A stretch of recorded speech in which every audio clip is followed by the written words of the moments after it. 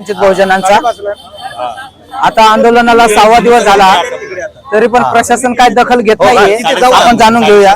Sir तुमचं नाव काय? मी गणेश भाई उन्हवणे। ओके सर आता आंदोलनाला 6वा दिवस आहे तरी पण प्रशासन काय दखल घेत नाही, तर तुम्ही आवाज वंचित बहुजनाच्या माध्यमातून जनतेला किंवा प्रशासनाला काय सांगाल? प्रशासनावरती दबाव कुणाचा आहे? सरकारचा आहे।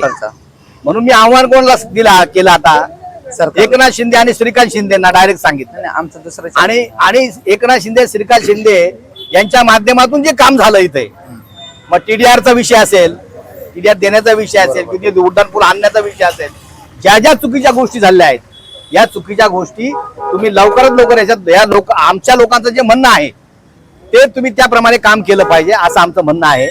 आणि चुकीचं काम तिथे करू नका। आणि कोणी चुकीचं काम केलं असेल, बनतेंना ज्या पद्धतीने त्या ठिकाणी आमचे धर्मगुरू आहेत ते, आणि तुम्ही बनतेंना ज्या पद्धतीने आम्ही बघितलं तिथे झटापटी करताना बनतेची खाली पडले, त्यांच्या अंगावर चिवर आहे, त्या चिवराचा अपमान झाला, त्या बनतेंचा म्हणजे आमच्या धर्माचा अपमान झालेला आहे।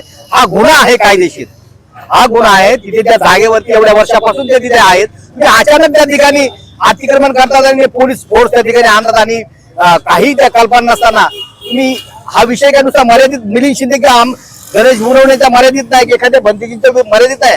हा विषय समस्त आंबेडकरी समाज आणि समस्त या देशाचे बौद्ध आणि जगातील बौद्धांचं या विषयाकडे लक्ष आहे।